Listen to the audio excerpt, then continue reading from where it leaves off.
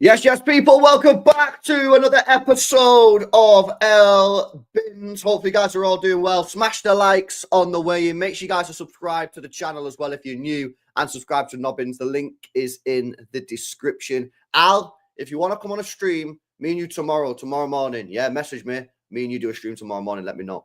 Yeah, smash these likes up. Make sure you guys are subscribed to the channel. How you doing, Bray? Personally, I'm doing all right. But, professionally, after that tripe of a travesty, less so. How about you? Are you over the excitement of yesterday's game? Yeah, I mean, I should have put the heart rate sensor on me yesterday because we would have been getting into quadruple digits, man. I mean, it was high octane, high intensity, all action play. Yeah, no, not particularly great. The lack of quality on display from both sides was really poor, wasn't it? But for me, yesterday for me, bro, just summed up the issue with the squad. And yes, obviously there were issues with Pep Guardiola, and we fully know that. We all know that. Yeah, we know that Pep done a madness with not starting Nico Gonzalez and maybe not starting the likes of Savio and stuff. Yeah, not playing Mamouche up front. We get that. Everyone knows that, right? But ultimately, yeah, the squad just ain't good enough. Yeah, the squad quality is miles away where it needs to be.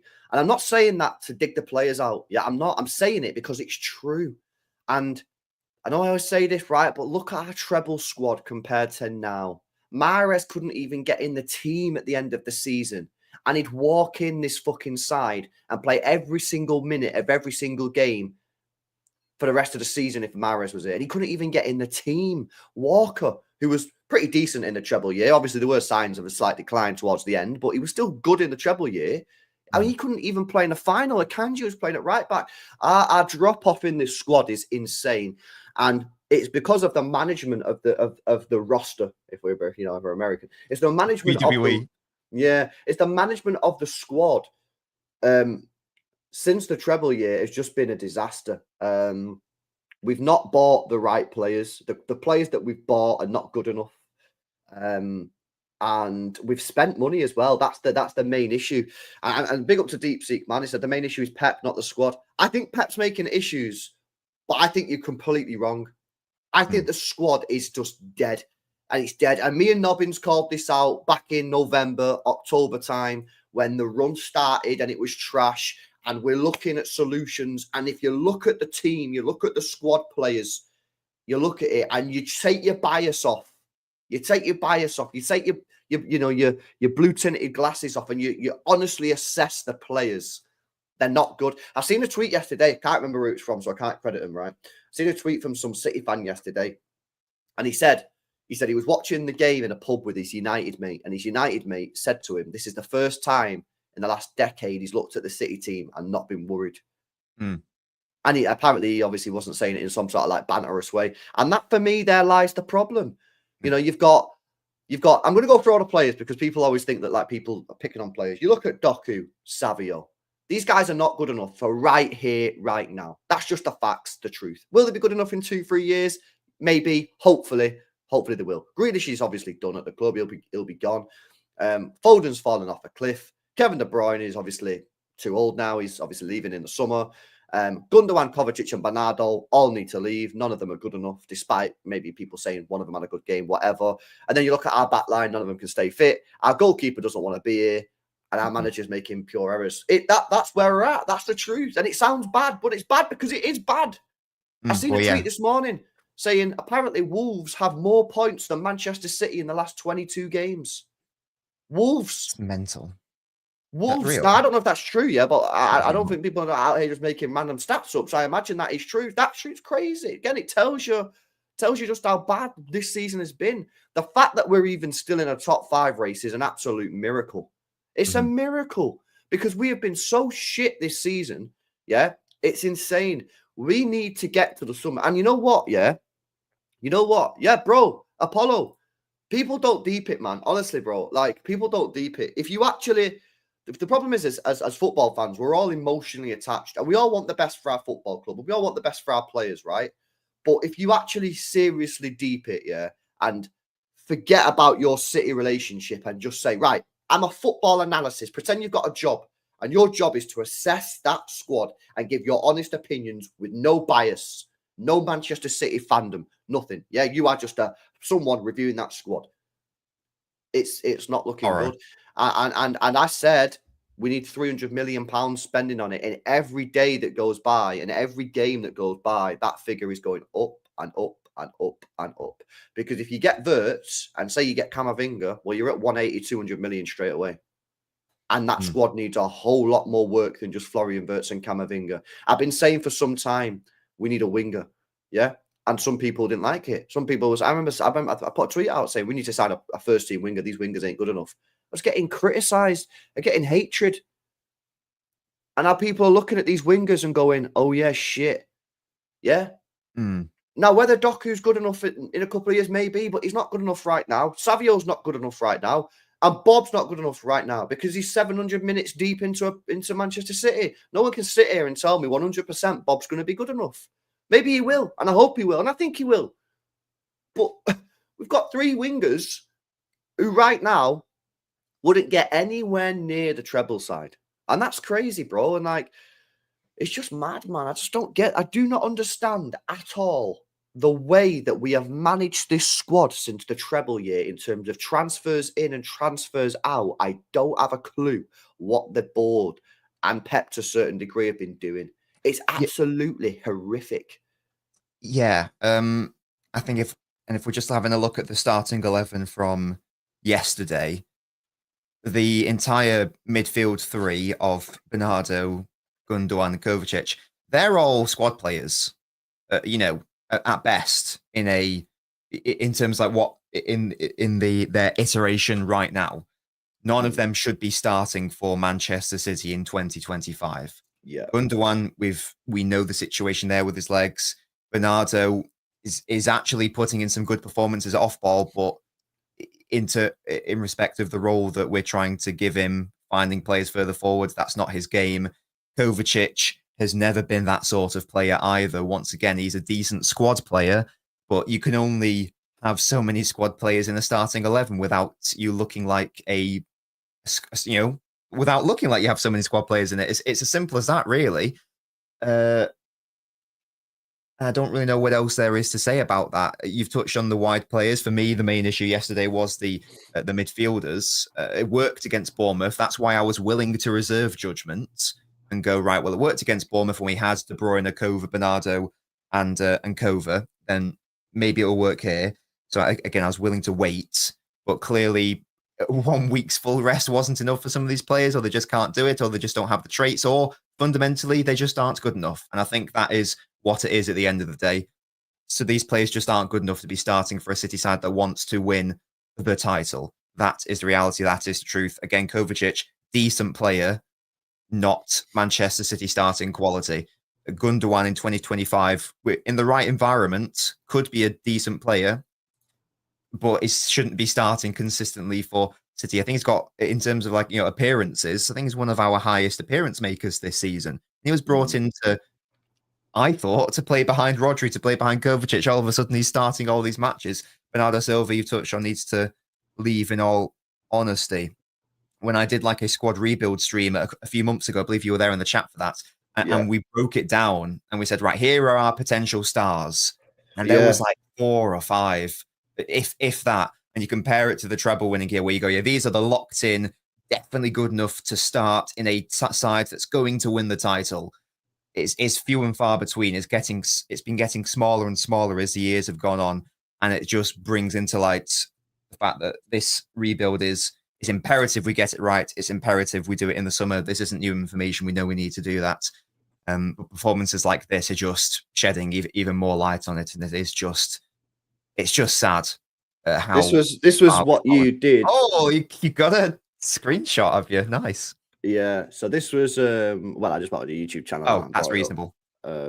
Yeah, so this was explain to the chat what the boxes were. Yeah, so I should have put text on. So this was our squad before we made any signings either. So Kusanov and Marmoush hadn't joined the squad yet. So this was pre-January.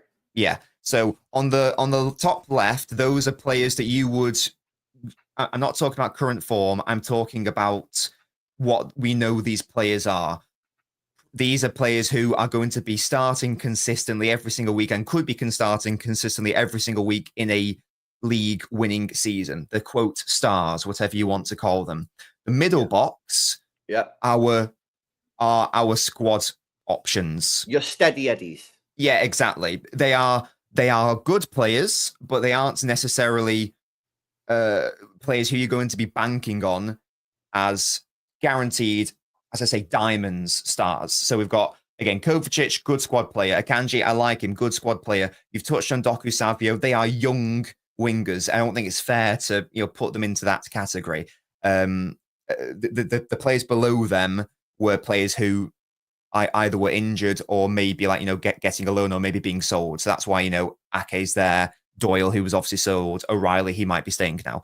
The right-hand side, they're players who I thought and felt were either going to go or needed to go. So, De Bruyne, that's now confirmed.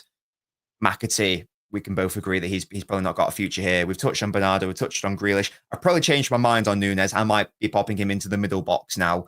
And maybe it depends what happens with Stones. But yeah, those are the different categories. And then at the bottom, there were just some positions that we probably needed to bring in. So, and I identified we needed to bring in 8 players. So again, if you could think back to the treble year, how many players we would have had in that left box? That's the key. That is the key. Is look at how many players are in the left box right now. Yeah, and this isn't form. This is just we know they can perform at a elite level, world class to win level. the title. Yeah. These are elite level players, and obviously Foden wouldn't be in there right now. No, Diaz, and obviously Rodri's injured, so you don't. Obviously, again, that's fucking horrific because that means you've only got 2 players right now with that left-hand box. And the key here is to complete this exercise with the treble squad.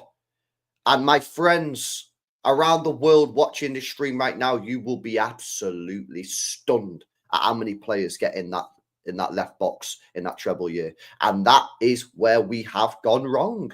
We have gone wrong over the last 2 years. Our transfer activity has not been, it's been a disgrace, if we're being honest with you. It has.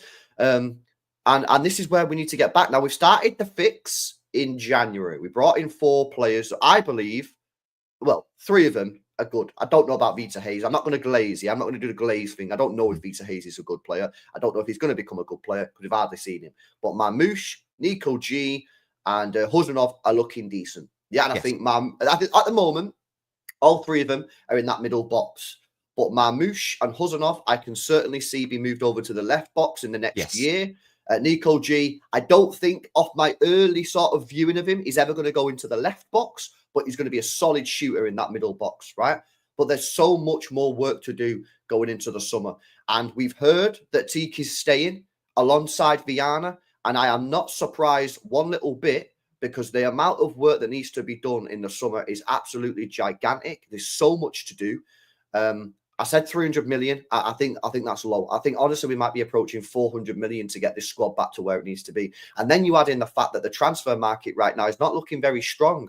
People talking about wingers. I've been saying we need a winger at this football club. Who are you going to sign? Who's out there? Elise is gone. Kvaratskhelia is gone. They were 2 perfect players for Manchester City and a Pep Guardiola side, and we let them both walk. And they didn't even go for expensive. They didn't even go expensive.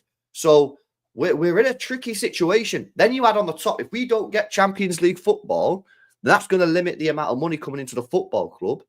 It's going to be tough, man. It's going to be a tough window. We got to get this Champions League. I think if we don't get Champions League, they're going to have to take that Club World Cup seriously.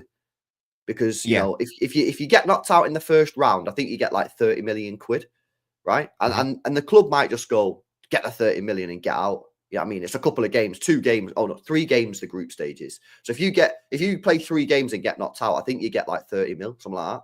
But if you win it, you get $125 million. So it wouldn't surprise me if we got Champions League football, if we qualify for the Champions League, it wouldn't surprise me if we just fuck it off and just get knocked out in the group stage, take the 30 million, 10 million pound a game, see you later. But if we don't qualify for the Champions League, it wouldn't surprise me if the club are saying to Pep, you need to win this. We need to take this seriously because we need that money. You know what I mean? Because we're in the middle of a rebuild and We've not got the Champions League revenue, which is crucial. Yeah, and we need a lot of starters, clearly, like you've just touched on it there. How many of these players do we really want to be, again, starting week in, week out next season?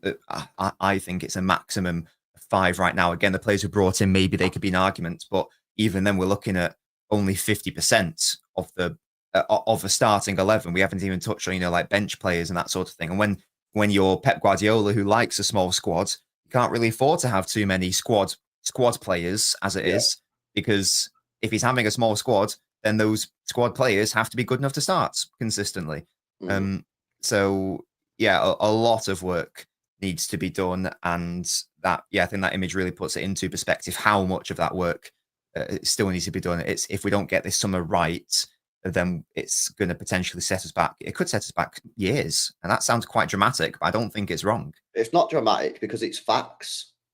You know what I mean? It's correct. Like, we've just shown the evidence, the proof. The proof is there. The proof is right here on the screen. And I don't think anyone would disagree with this. Maybe you might have one player on the left in the middle. Maybe you might have one player in the middle and on the left. Cool, whatever. I'm not here to argue the semantics. The facts is fundamentally this is correct. Yeah. And for us to get back to winning titles and competing for Champions Leagues, we need to probably double the amount of players in that left box. And that means you need to buy Florian Wirtz, 100 million quid. It means you need another midfielder like a Camavinga or a Baleba, someone top player. That's going to be another 100 million quid. We need a right back, 50, 60 mil. We need 2 goalkeepers. We need a winger, probably 100 mil. Like, we're talking elite players, and this is why I've talked about this thing that I think the club should adopt, which is a minimum spend every summer of 100 million quid. I think the club needs to adopt a policy of saying we need to be spending at least 100 million quid a season, right? And it's not because I want the club to be spending money. It's because if you do not spend money, all you're doing is deferring that money for a future summer and putting yourself under further pressure, which is what's happened this summer. This summer, we spent 20 million euros, right? 20 million quid. That's it, right? That's not good. Because all you're doing is pushing that 100, 150, 200 million that you should have spent in the summer for next summer. Well, but that summer, you still got another 200 million quid to spend. That doesn't just go away. You still got to spend 200 million that summer as well. So then you've got 400 million pounds to spend. You know what I mean? And this is why I think the club really needs to adopt a policy of we need to be improving the squad every summer.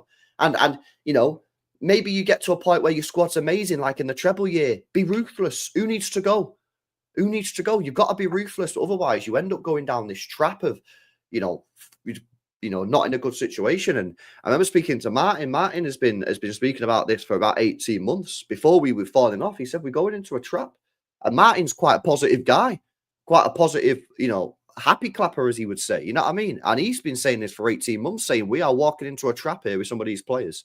And it was actually me saying, no, we're chilling. You know what I mean? And he was right, man. And this is what we need to do, mate. And you look at this, right? We need an elite level winger. We need an elite level winger. We do. We don't have any elite level wingers, right? We need to get a winger in. Who that is, I don't know. Yeah. Can you get Rodrigo out of Real Madrid? Listen, there's been talks. There's been a few rumors. He's obviously glazed our football club a few times. Maybe there's a chance. We need to try, right? Whether you think we're going to get him out or not, we need to try. Need to try and get Rodrigo. If you can't get Rodrigo, who else is there? Who else can we get?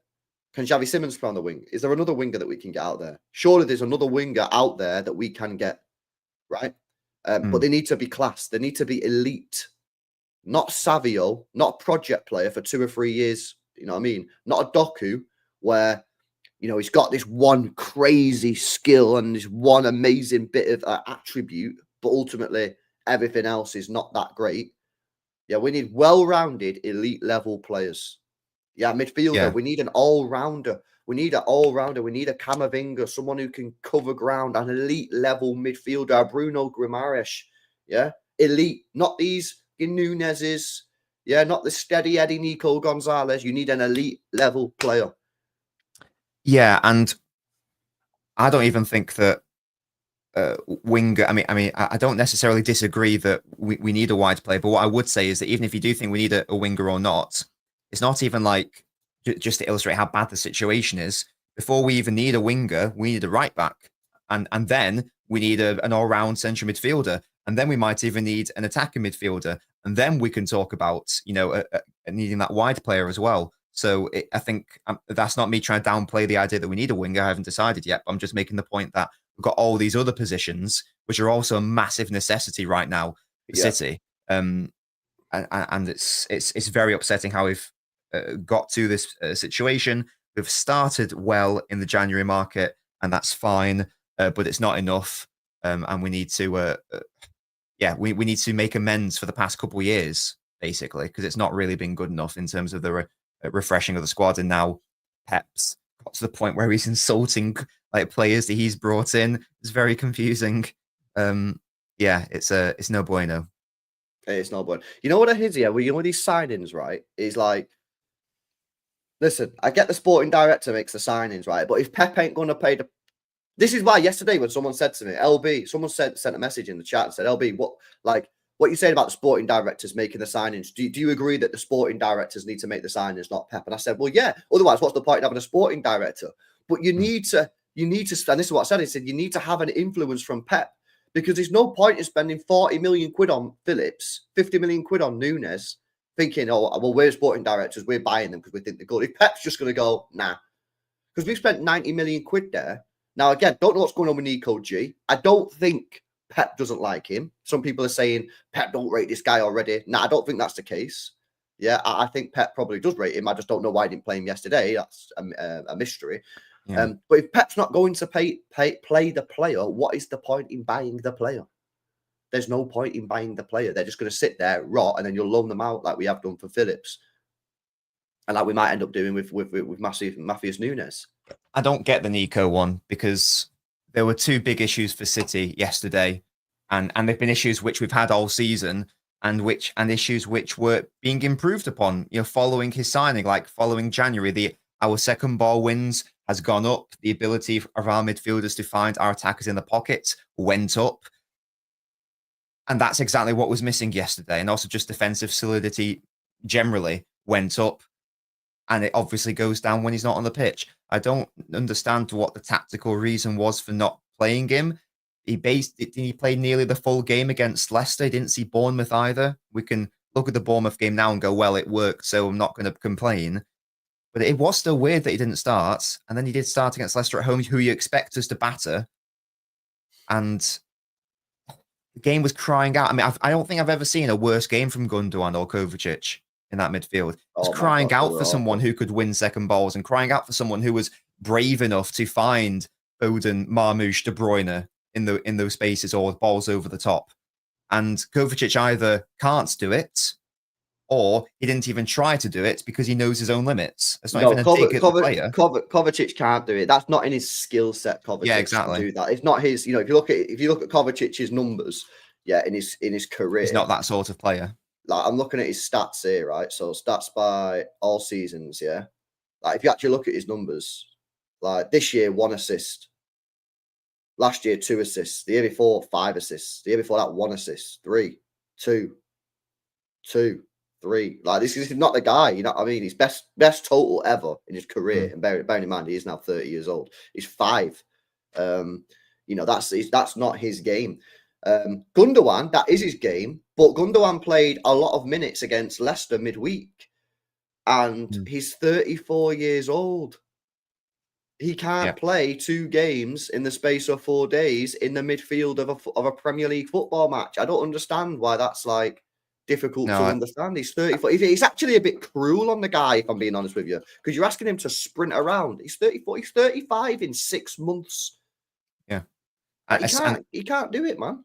And that's even more mental, like when you think of how Pep set us up, where we could basically just get easily dominated out wide, and it puts so much more defensive burden on Gundogan and Bernardo. And again, like Bernardo, fine, he can run around a fair bit, but like Gundogan can't. So that meant that O'Reilly didn't have as much protection as he would have liked. And I don't think he had a particularly good game yesterday. I think that was part of it as well. Again, it's not a dig on Gundogan. It's more like, why is he being used this much, as you say? And you can't convince me that we wouldn't have been better yesterday had we, played a system where it was Gvardiol pushing up to those positions that Gundogan was in, or even, dropping one of Foden or De Bruyne into that deeper area and actually having someone who would look up and try to play into those pockets, but instead, or just avoid all of that and just start Nico Gonzalez instead. Uh, Pep does have issues in terms of the squad. Like he doesn't have the players to win the title, but he does have the players to score a goal at Old Trafford. I'm not asking him to win the title with this squad. I am asking him for a better performance than yesterday, and he could have put his pieces into better positions or used better pieces yesterday, and that's what was so frustrating about yesterday's performance. I think every single City fan in the world, when we saw the starting 11 and saw that Nico Gonzalez wasn't in that midfield, and we saw Bernardo, Kovacic, and Gundogan, was just like, what the hell is going on here? Like, he must be injured. But there's been no comment. There's been no comment. No journalist has asked Pep Guardiola about Nico Gonzalez that I've seen. I didn't understand that. Why aren't reporters doing their job? That would be the first question I'd ask. I don't know. What was the logic behind starting, Bernardo and Gundogan and Kovacic in the midfield? What was the logic there, sir? And then ask him to explain himself. He's injured. Okay, fine. I'll stop asking. Or he gives you a tactical answer, in which case you go, you're an idiot. Or you go, fair enough, didn't understand that, but now I get it. Yeah. I don't get why people don't. This is why I think there needs to be a City fan in the press conference, man. I've said this for some time. Anyone that can do it, any City fan. I don't want to do it. Yeah, I don't want to do it. Yeah, some other City fan who goes in there, because we all ask the same questions, man. All City fans. I know for a fact 99% of City fans yesterday were all asking, where's Nico Gonzalez? He's come to the club for 50 million quid. He's done a good job. Yeah, not glazing. Not saying he's been amazing. He's not been amazing. He's just been good. He has improved us. Solid. He's been a 6.5, 7 out of 10 pretty much every game. Yeah, he's been a solid performer, and he's been better than the other midfielders. And then you go in the City game, the City United game, he's dropped, and it's just like, I need to know why. And I always say this. I always say, if you ask Pep the question as to why, I'm pretty sure he'd give you an answer, and you go, fairs, I get it. But we're not as smart as Pep Guardiola. So we need the answers. We need the questions to be asked to Pep, so Pep can answer the question. And then we go, oh yeah, fair enough. And sometimes we won't go fair enough. Sometimes we'll just go, no. For example, when he dropped Rodri in the Champions League final, nothing Pep Guardiola can tell me that would tell me that was a good idea. Yeah. And I'm pretty sure most City fans are with me on that one. Right. But at least explain it, because I think a lot of the times we would go, oh, fair enough, we get it now. Yeah, well, not to start him, and no one's asking the question. Because he's done it for a reason. He hasn't done it for fun or for vibes or to dick around. There is a reason why he's done it. Exactly. So here's the perfect example. So Matheus Nunes at right back yesterday. Everyone, well, not everyone, but the majority of City fans, I think, wanted Huzanov to play. Right, the majority of City fans. Now, I wanted Huzanov to play. He played Nunes. He played well, by the way. That's not the point. The point is with Nunes is, and I said this in the watch along, so people will know I'm not chatting shit, is I actually understood why he chose Nunes over Huzanov. It's because I think he wanted Nunes to get forward into that right wing position, push Foden in field, and then you basically got Foden as your sort of right attacking midfielder. And then you had Nunes as an overlapping right winger, right? And for the first 10, 15 minutes, you actually did see that, and it was working quite well. And Foden actually in that first 10, 15 minutes played really well up until he got injured. And Nunes was getting forward. And I got that. I understood that. I got why he played Nunes at right back, right? So even though I might not agree with it or like the decision, I understood it. I saw some logic behind it. There's nothing, I still can't understand one single reason as to why you wouldn't play Nico Gonzalez in the midfield. Do you know what I mean? And I think that's very fair. That's very balanced.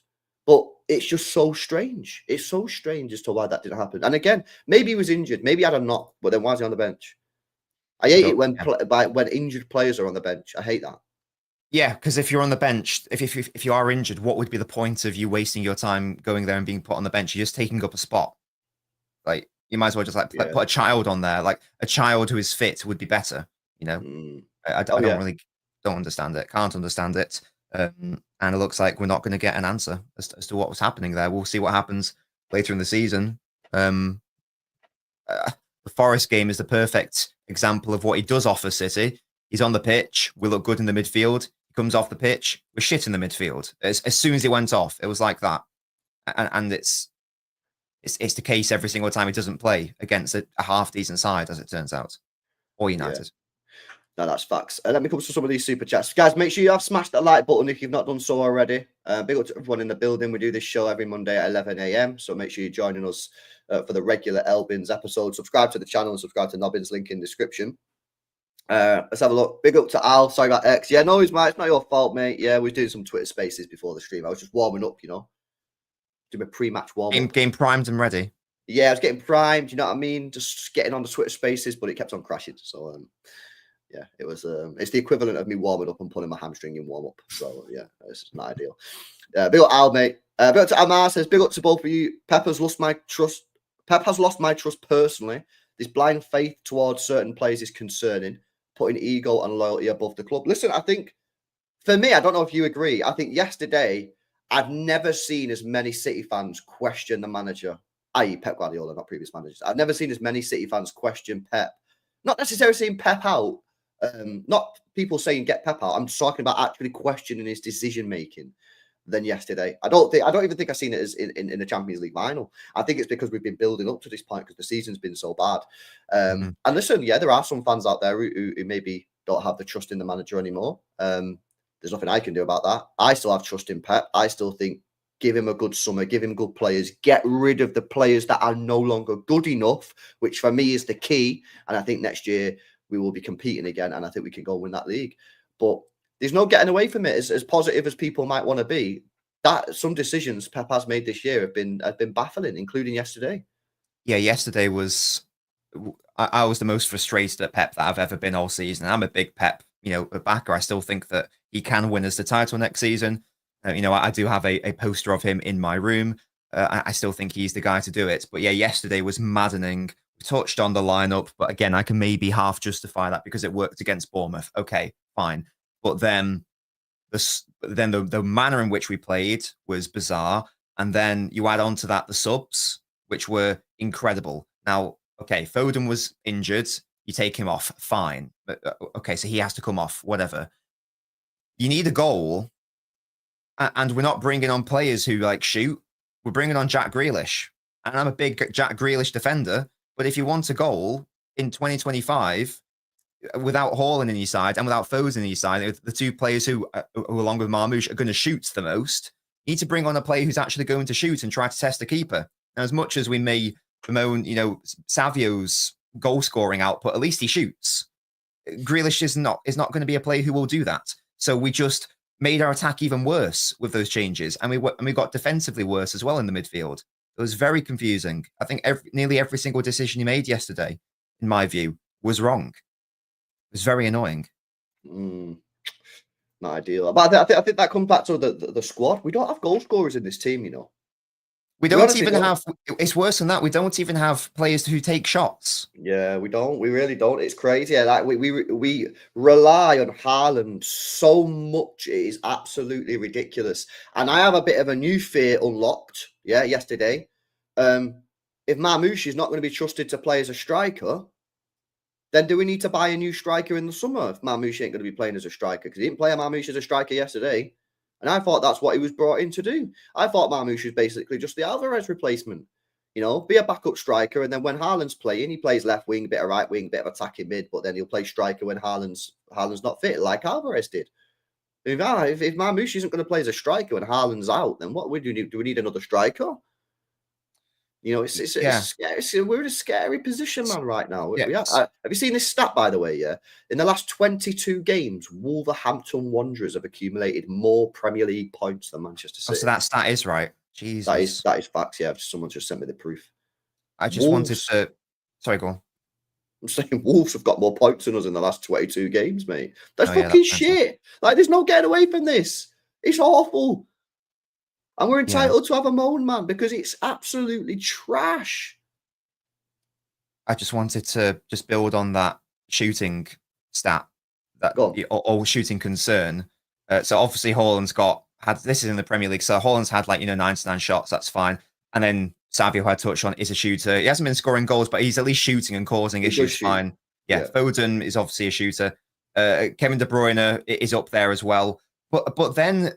So that's sort of the top four, and you'd probably go. And again, Marmoush hasn't been here enough to accumulate that many shots, but per 90, he's up there as well. But then after De Bruyne, it's Gvardiol. so Gvardio's taken more shots than Kovacic, than Bernardo, than Doku, than Gundo, than Grealish, than anyone else. Yeah. So, and he, guys, is a defender. So that's sort of fine if he's being pushed up further field. But as was the case yesterday, and as has the case been for the past couple of games, he's been playing at centre back. So he's not going to be a shooting threat. So without Haaland, so without Haaland, and then when Foden went off the pitch yesterday, we've got, and Savio didn't come on.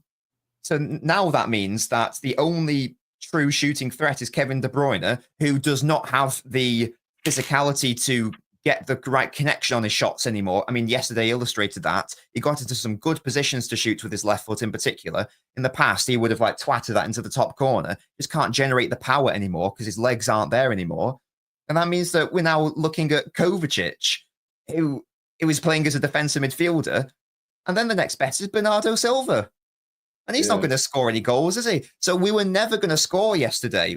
As soon as Foden went off the pitch, unless Marmoush was able to do something, we're putting all the eggs in the Marmoush basket if you don't have Haaland or Foden on the pitch. But then we didn't even play him as a proper striker.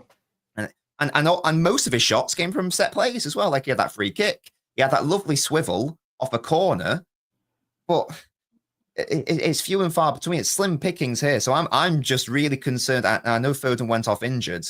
I don't know the situation there. Hopefully he's fine. But if we don't have any Haaland and we don't have any Foden, and if De Bruyne has passed it, then our only shooters are now, and if Gvardiol is playing a centre back, our only shooters are Savio and Marmoush.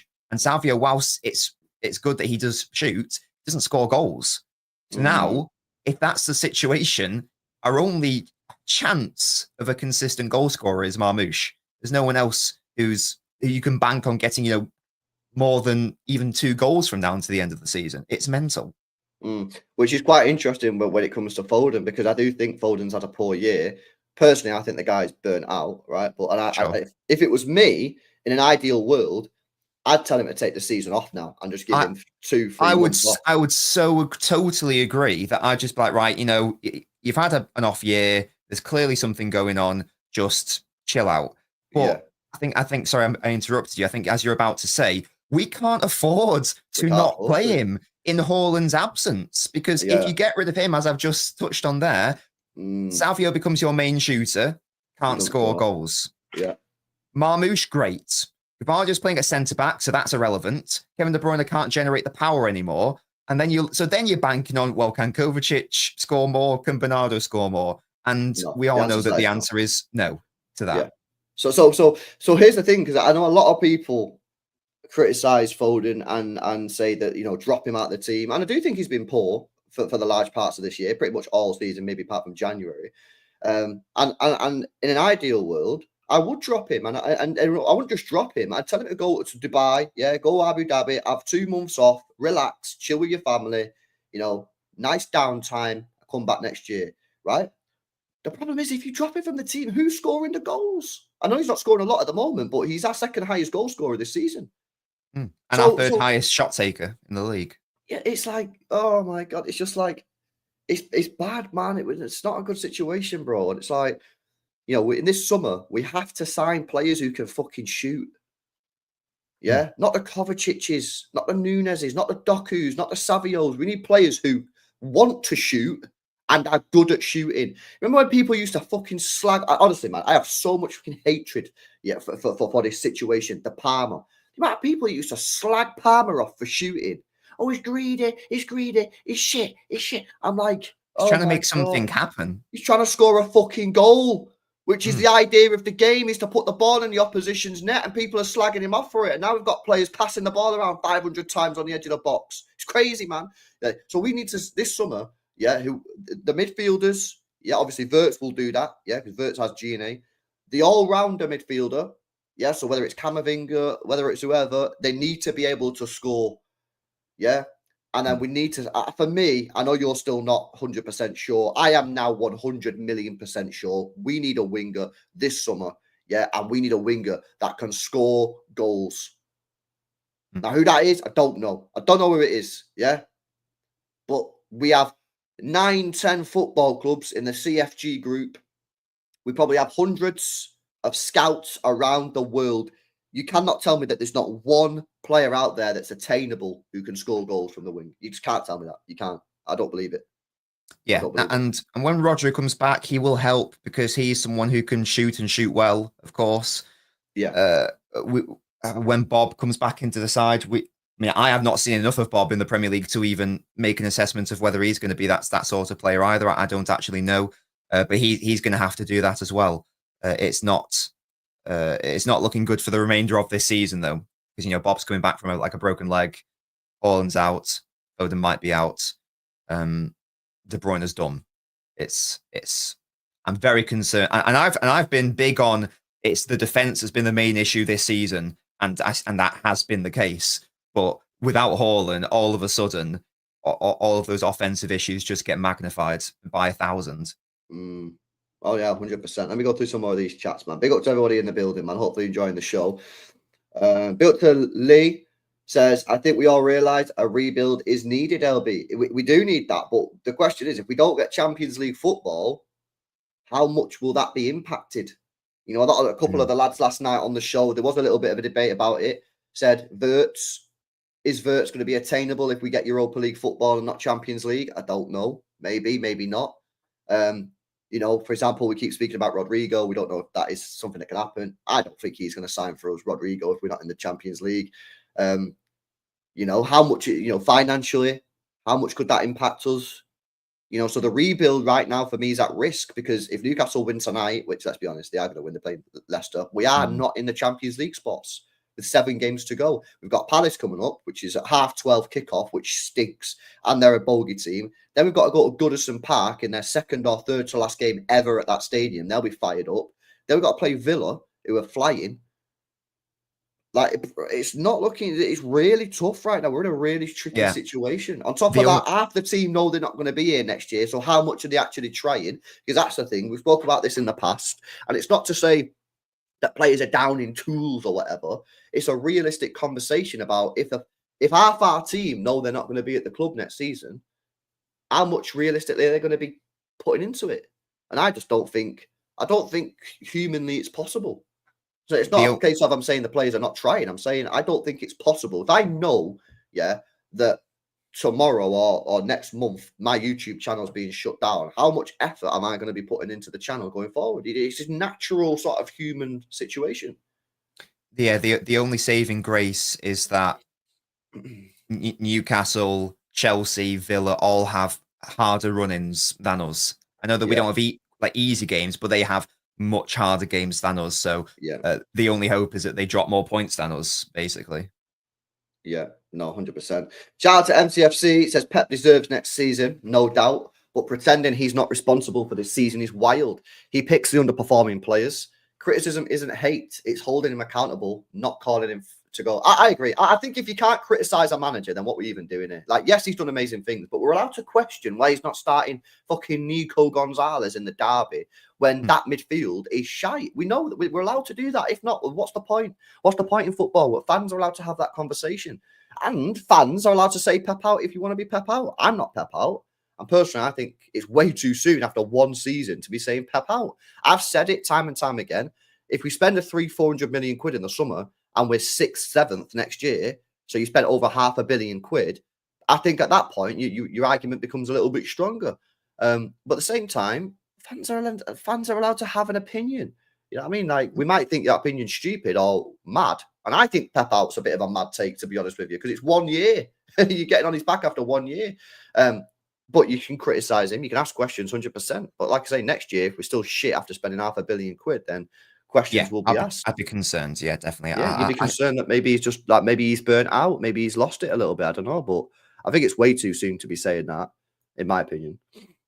I totally agree. I think let's wait. Let's wait until next season after we actually have a squad that can win a title, hopefully, and then we'll have a conversation. Yeah, no, facts. Big up to you, though, MCFC. I think that's spot on super chat, man. Big up to you. Big up to Matthew for the 1 year membership, man. I appreciate the support, Matthew. He said LB was following the Gundogan plane. He was delighted with him signing. I was buzzing with him signing, obviously, bro, because I'm a football romantic, but I didn't want him. I wanted Kimmich. But also at that point, it was him or no one. Yeah, people always leave that bit out. You know, people always cook me for the Gundogan thing, which right, whatever, cool. I can take that, yeah. But there's a couple of points that people always leave out, and I don't know if Matthew's having a go, he's just having a bit of a joke here. But one, I wanted Kimmich. That was my target. Nobbins' target was Bruno Guimaraes, and we had so many. I remember the conversations me and Nobbins was having in the summer about it, and quite frankly, that's the take that you should be cooking me for. Is how I wanted Kimmich over Bruno G, because Nobbins was absolutely spot on that take. But yeah, that's the point. Is whether we wanted him or not, it was Gundogan or no one. That's the scary thing here. That is, if we didn't get Gundogan, we would have had nobody because they weren't signing anyone. They were fully prepared to go into this season with just Savio and nobody else. Gundogan became available and they decided to sign him. But yeah, obviously I was happy with Gundogan. I'm a football romantic. I always say that. That's why I want company as the next manager. Like I'm always not going to be able to change that. And also, like Gundogan wasn't going to be brought in to play as many games as he has played this season. That's the thing as well. He was brought in to be a squad option. All of a sudden, he's become. He started like 19 games this season. He's appeared in 27 matches. That's way too many for a player who was supposed to be brought in just to, hang around the squad and that only was play every now and because then. of the ACL injury, though. Exactly. Right? That's what I mean. Yeah, exactly. He wasn't brought in to play this many minutes, but by virtue of circumstance, he has, and he is. Yeah, and I think that's where again the club went wrong, is because they should have.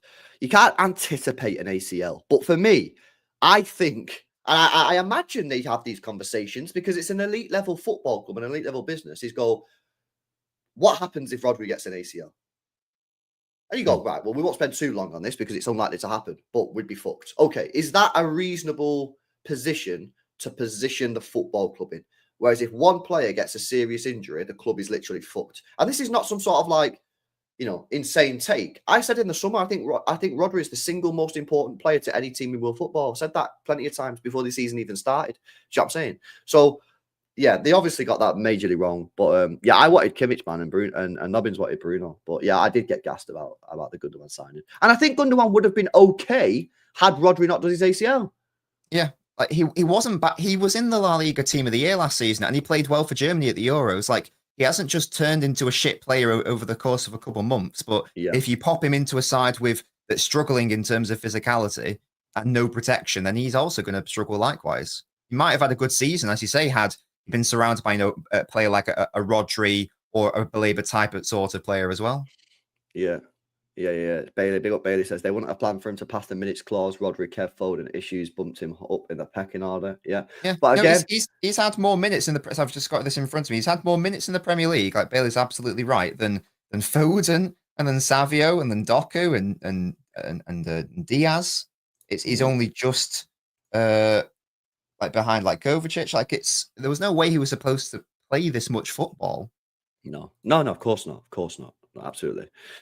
Yo, big up to Bevel, man. He couldn't make it on the show last night, but big up to you, mate. He says, big up, lads. We have to sell Pep's favourites in the summer to stop him from playing them next season. 8 out minimum in the summer, 8 needed. Well, I've got 9 on my sell list.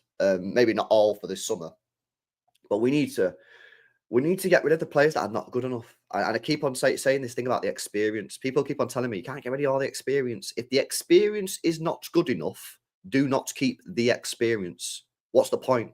What's the point of keeping a player who's not good enough just because he's old? What's the point? What is the point? That is literally just dumb, in my opinion. Diaz is now experienced. Guardiola is pretty experienced. Foden has played 400 games. He's experienced. Haaland is experienced. These are experienced players.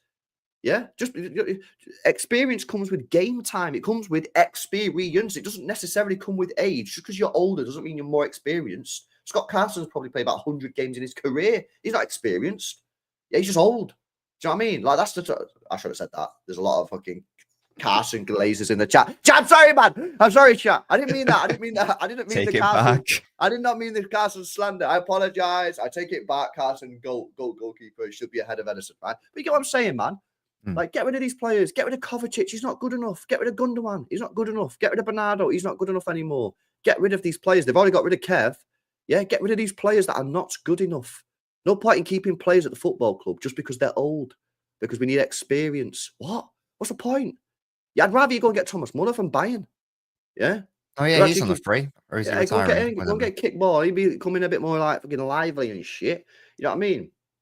But yeah, big up to you, Bevel. Big up to Denton as well for the one gifted membership on the chat. Yeah, big up to you, man. Oh, I'm getting cooked in the chat for the Carson slander.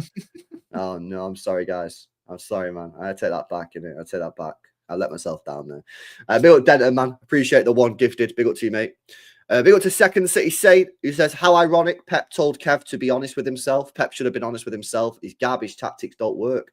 Sack him if we don't if you don't win the Champions League or the Premier League next year, get Nuno in, please. Not a checkbook manager. Nuno Espirito, that guy at Forest. Nah, I wouldn't get him in, man. Name the manager who's won Premier Leagues consistently without spending a lot of money. If Pep was to leave, right, for me, it would either be Nagelsmann, Luis Enrique, or company. And it just depends on what type of manager you want. Yeah. To be honest with you, I think Nagelsmann's a very good coach. He plays very, very good football. Enrique's a bit more experienced, and you can see like what he's done this year at PSG. He's done fantastically.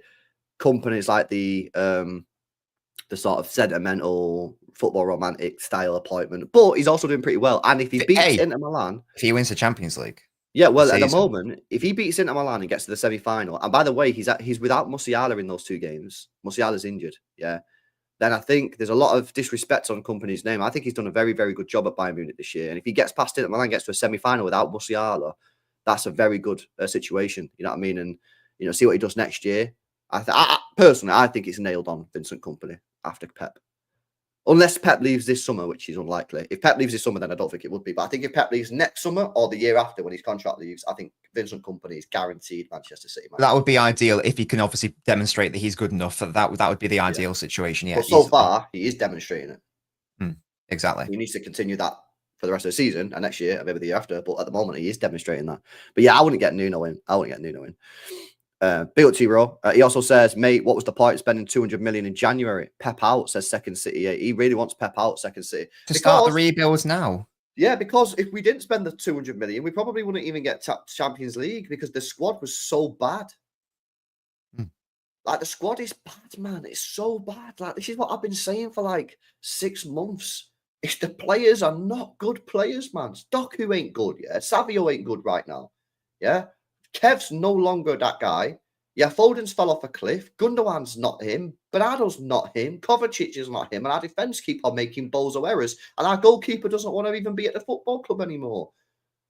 Yeah, and also we have been better since the signings. Like, we 100% are. Yeah, and like Kusanov and Marmoush and Nico have all been, they've all played well. Yeah, when they played. Facts, 100%. Shout out to Professor, says, would McAtee plays a centre forward next game? Foden ain't good. I don't think so.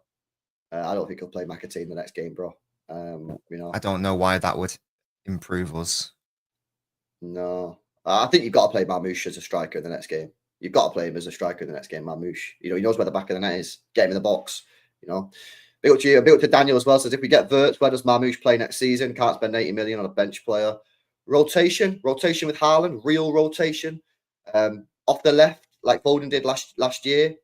I thought I'd get into a situation where we've got a bench and rotating players. And at the end of the day, the best players will play. If you're on the bench, it's because you're not better than the guy who's starting. That's how I want to get back into a situation where we're like that. Rather than playing players out of pity. At the moment, we're playing the worst players, the least worst players. That's basically what Pep's trying to do. Obviously, there are a couple of players where it's like, why are you playing it? But when we're doing starting 11s, we're not picking starting 11s based off who's the best player. We're picking players on who's the worst, who's the least worst. Oh, he's not as bad as him, so we'll play him. That is no way to pick teams. That is no way to win league titles. You need to be benching players that are mint because they're not quite as good as the other guy. We're not in that mind frame at the moment. We're going, we'll pick him because he's not as shit as him. We'll pick Kovacic because he's not as bad as Gundogan. We'll pick Bernardo because he's not as bad as Kovacic. We'll play Oscar Bob right, or we'll play Doku left wing because he's not as bad as Grealish. That is no way to start. And that's the truth. No one can disagree with me on that one. Yeah, that's the facts. Yeah, we can't run a club like that. Whereas in the treble year, Walker, you're benched. And he's like, what? I'm benched. Because Akanji's been fucking mint, mate. But I've been mint. Yeah, I know you've been mint, but he's been better. And he's benched. Mahrez, you're benched. What? because Bernardo has been absolutely slamming it at right wing against Bayern and Real Madrid. So sorry, Mahrez, you're benched. And he's sitting around going, I'm benched. Mahrez, benched. Why? Not because he's shit, because he's good. But Bernardo might have been better, which, maybe we'll disagree with in that. But that's where we need to get back into. Yeah, we need to get back into that team situation of having a great squad. And then people go, it's hilarious. People go, well, what about when the player wants to leave? Sell them. You sell the player if they want to leave. The difference is you buy the replacement player, which we didn't do with Mahrez because we sold the replacement, which was Palmer, and then we bought Doku, who's not as good as nowhere near the level of Mahrez and nowhere near the level of Palmer. We sold Alvarez and didn't buy a replacement. People always leave that bit out. I find it very interesting how people go, but what happens, LB, when the player wants to leave? Like Alvarez. Alvarez leaving was not the problem. It's the fact that we didn't buy a replacement. We sold an £80 million player and then just went, no problems, lads. We're all good here. We sold Mahrez and went, Doku. You get me? No, yeah. Come on, man. Yeah, just like going back to that super chat for a moment. So you've covered, what happens if they can't play together. The only way that you could play them together without just having them in like really unoptimized positions would be to have, obviously, you'd have Wirtz in like attacking midfield, and you'd have Marmoush starting out from the left, but then the fullback would push up, and that's how, and then Marmoush would tuck in, and then he could play behind Haaland. That's how you could get Haaland, Marmoush, Wirtz all into the same side in optimal positions. That's the only way you could really do it. Yeah. But it could work. Junior, we got Marmoush to replace Julian, but we bought him 6 months later. Like, you got to buy the player when the player leaves, because for six months we didn't have that backup player. Like, we should have got Marmoush in the summer. Yeah, Marmoush is a good replacement. He is an upgrade in that sense because he can. He's more. It's easier to put Marmoush in the side with Haaland than it is Alvarez to do so. But as you say, it was just a few months too late. It was too late. Yeah, that's it. I've no problem. I've no problem with these players leaving. Yeah, if they want to leave, like, obviously that's the club's thoughts. It's like, if a player wants to leave, let them leave. Cool, yeah. But you got to buy the replacement, lads. You can't just let the player leave and not sign anyone. If Haaland said, "Sorry, lads, I want to go Real Madrid," and Real Madrid say, "There's your money," and City goes, "Sound, cheers," we're just gonna sit there and not sign anyone. Well, we might do. We did that with Aguero, so who knows? We might actually do that. But you got to buy the players, man, and that's the thing, innit? And yeah, when it comes to this summer, if we don't get Champions League, it will be interesting to see how much that impacts the rebuild. Is the rebuild at risk if we don't get a Champions League? I think to some degree it probably is, because there are probably players out there that maybe wouldn't join us if we're not in the Champions League. I think that pool of players is quite small.